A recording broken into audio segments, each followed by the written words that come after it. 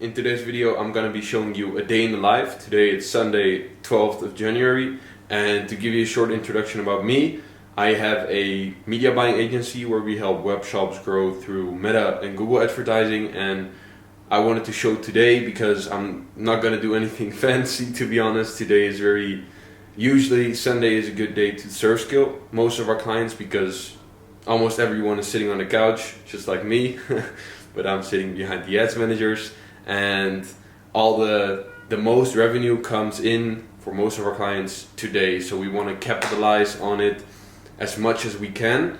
So today I'm going to show you, just what I'm going to do in a day in the life kind of shit. And yeah, that's about it. Today it's 12th of January, as I said, and it's currently, as you can see, it's 12 a.m. over here, or 12 p.m., 12:30 p.m. actually, and most of our clients, since I have a 3-hour time difference, most of our clients it's 9:30 in the Netherlands, and this is a very good time to set up some campaigns for a few clients, see in the ads manager, as you can see right here, I already have the ads manager in front of me, see which ads have already taken off, because usually Facebook starts spending already at 6, 7, so most of the ads that have potential today already have shown it, and we're going to capitalize on that already, because I know that the morning is a peak where it's going to hit at around 11, so obviously in the Netherlands it's not 11 yet. So around 11, then it's gonna dip, then you have 1, 2 and 3 p.m. which is usually a bit more calm, and then after 3 p.m. I make sure that the clients, we surf skill them again into the evening, where Sunday evening is usually the most fun. So in this video I'm just gonna share some strategies as well, which might help you with your Ecom store, and just bring you along and show you how I'm gonna spend and make thousands of dollars for our clients today. So see you in the next bit. So it's about 2 hours later since I made the last part of the video.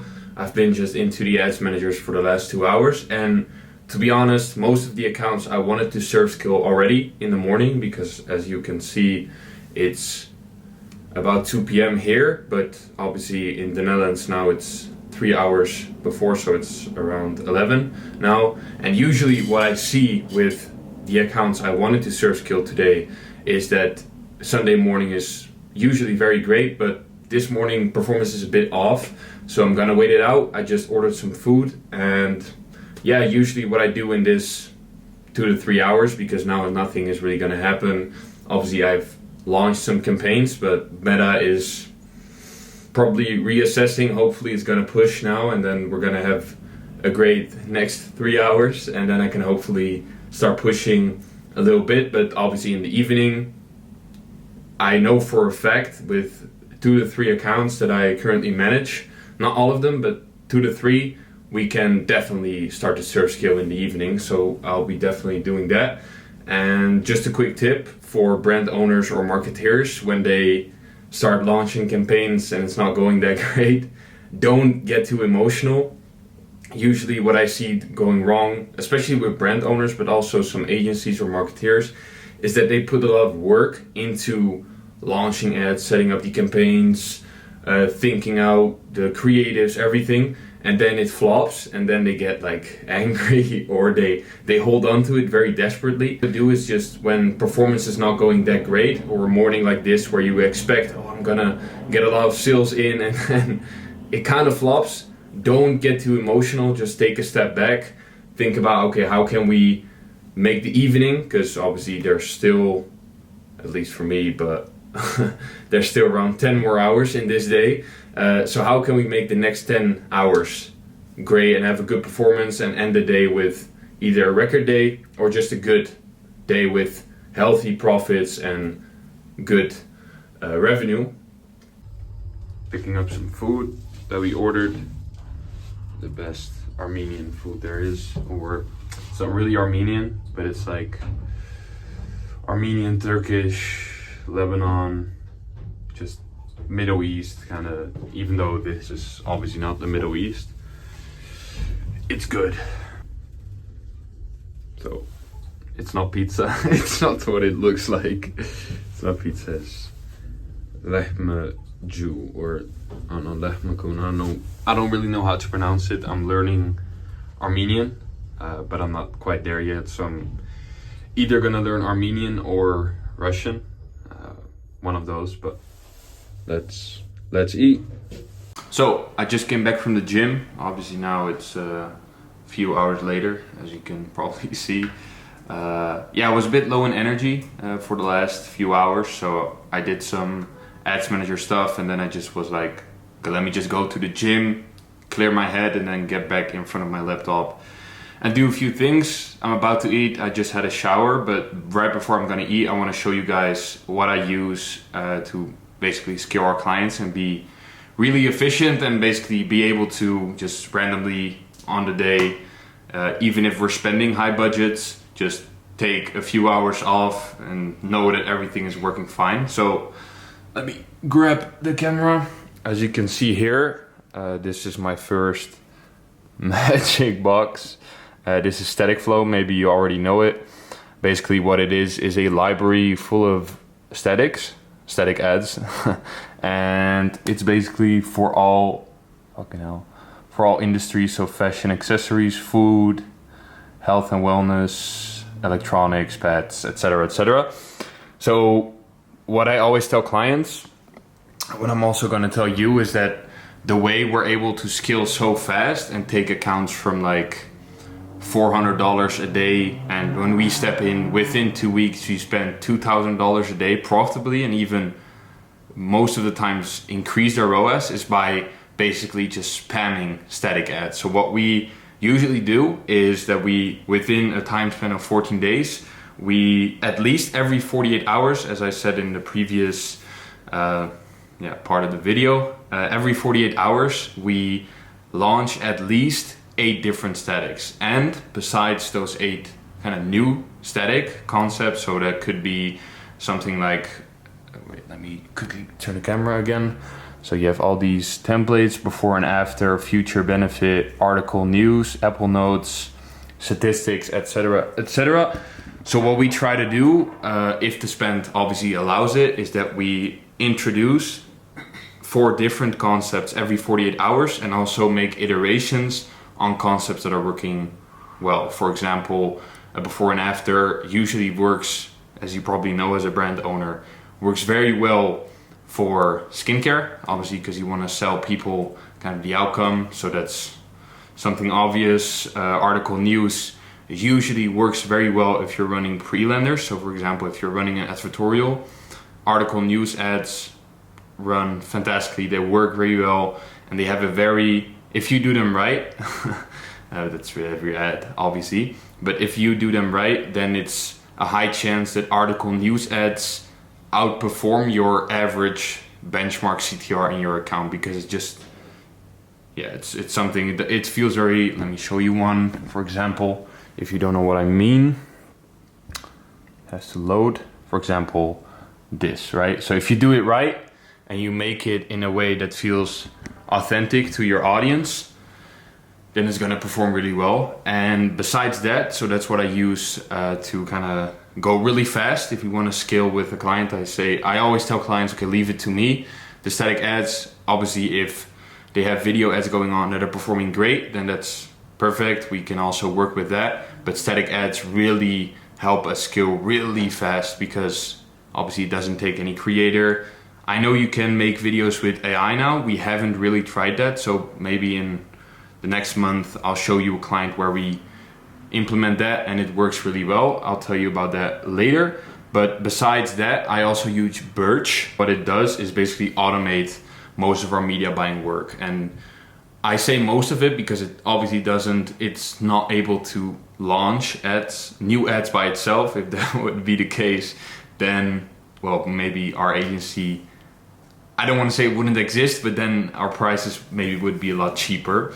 But anyway, what this does, and what makes me kind of able to go to the gym and take a few hours off my laptop, is that I I implemented a few automations, which you can also do through Facebook. So this might be not something that you're like, oh my God, this is very new to me. But what it does, or what I implemented for some clients, is if you run like 30 to 40 ads a day, different ads, then sometimes I lose the overview, right? If I'm main responsible for the ad account, then sometimes I lose overview. It's like, okay, this ad is performing well. Okay, we need to make iterations on that one. Okay, this one isn't working well. Why is that? And this tool really helps me out with not only automating if ads are underperforming, which I can obviously make rule sets for. For example, if an ad performed really well in the last 7 days, but the last 48 hours it underperforms based on, first of all, like purchases, ROAS is on the decline for the last 48 hours, then it automatically gets turned off, and I get an alert in the Slack with like, hey, for this specific client, for this specific account, this specific ad got turned off. And then I can obviously later check into the account, see why it has turned off, because that's also something very important, which I see a lot of marketeers or brand owners make the mistake. If ads work, that's great, but you have to be also able, if ads are not working, why are they not working? Because that's also an issue you have to learn from. And I see a lot of agencies, marketeers, brand owners make this mistake where they just focus on, okay, this is working well, okay, let me double down on that, which obviously is good, but you also have to learn from what is not working for you. So again, to summarize it, I use Staticflow for creating static ads really fast, and Birch to automate a big part of our media buying. So hopefully this was useful to you, and I'm gonna make some food and see you guys later. So it's a little bit later in the evening now. As you can see over here, it's 9:11, and in the last hour I've already scaled up some budgets. I'll take you over through my phone because filming with this camera is a little bit unpractical, and I want to show you guys how aggressively I scale these budgets, what I do, kind of when to scale, because obviously I'm 3 hours ahead, so to say. So it's very important for me to not only be pushing budgets on the right moments, which I already discussed also in previous parts of the video, especially in the morning. It's usually kind of a rough start, but I already explained that. Now we see the ads managers that are eligible, or like kind of were eligible, because obviously I have multiple ads managers in management, but not all of them unfortunately today were eligible. So obviously Monday is another day. Sunday is usually just a very good day to serve skill, but to be honest, I can also serve skill on a Monday. So if I want to do that, then I'll do that. So basically I'll be taking you guys over into my screen and quickly walk you through how aggressively I scale and kind of dive more into it. So we're spending around... It's a little bit later in the week. I recorded this video originally on Sunday, but right now it's Wednesday, a little bit past 12 a.m. Actually Tuesday. To be honest, Monday I couldn't be bothered to record. I woke up and the power was out. Welcome to Armenia, I guess. So I had to kind of get to a coffee shop, continue my work from there, which was fine. But before I want to end this video, if you watch till here, first of all, thank you very much. And what I wanted to give away, obviously in the previous part, from what I can remember, is that I showed you guys how I serve skill a few of our clients. If you want me to go more in depth into that, then please let me know. I'll cover a separate video specifically on that. Also, I showed you obviously what I use most of the time, Staticflow and Birch, for a huge part of my media buying. And what I wanted to end this video with is basically now I'm still in the ads manager for one of our clients. And this might sound like very common sense. Obviously also in a previous part I covered something about not being emotionally too attached to your performance of your campaigns.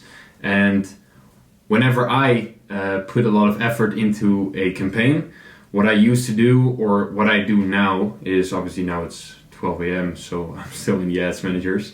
But what I usually do is just look at it very logically. So detach my emotions from it, and even if the emotions of the client come into it, they're like, Xavier, what are you doing? Why is it not working? We've been spending 200, $300 on this, a specific angle, and it's not working. Why is that?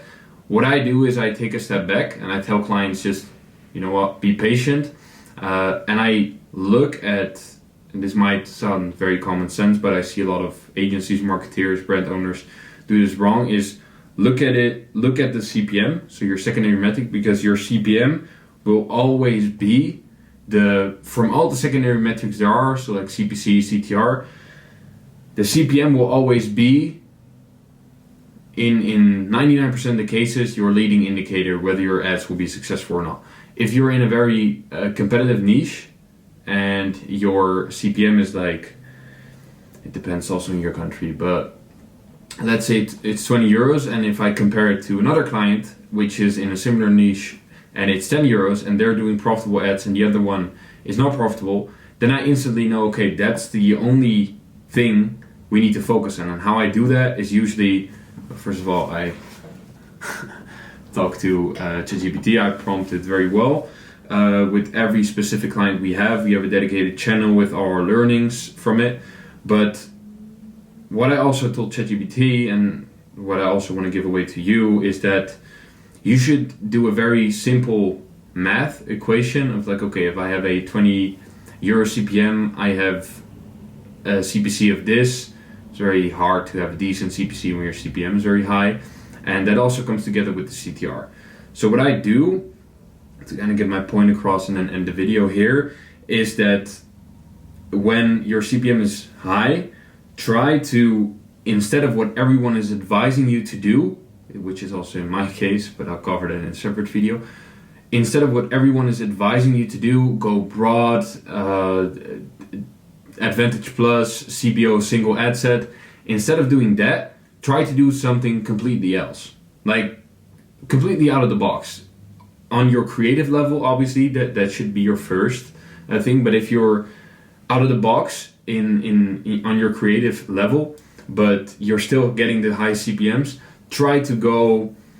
And I know it's an unpopular opinion, but try to go to interest targeting. Even though that might still increase your CPM, try to go to interest targeting or do something like lookalike. If you have, because this might sound really weird or controversial, but because of every single brand owner that is maybe in your shoes, that is also starting out or has been getting in some decent revenue, but it's still not working, try to go where the other people are not going. So, like I said, lookalike, interest targeting, try ABO, even though that's still very popular, but just try different things in comparison to what everyone, the gurus out there, advise you to do, and just roll with that. And obviously, if you're still struggling, you could also send me a message, but that's something I would like to end the video with. Try to be different than everyone else. I'm also trying that for our clients, obviously. Well, I'm not trying, I'm succeeding in that. But yeah, that's just something I would do. Just be different than all the other brands you're looking at. Look at what they're doing, but don't copy them. That's very important. So I hope you enjoyed this video. If you have any more questions, please let me down below, or send me a message on Instagram. And yeah, I'll see you guys in the next video.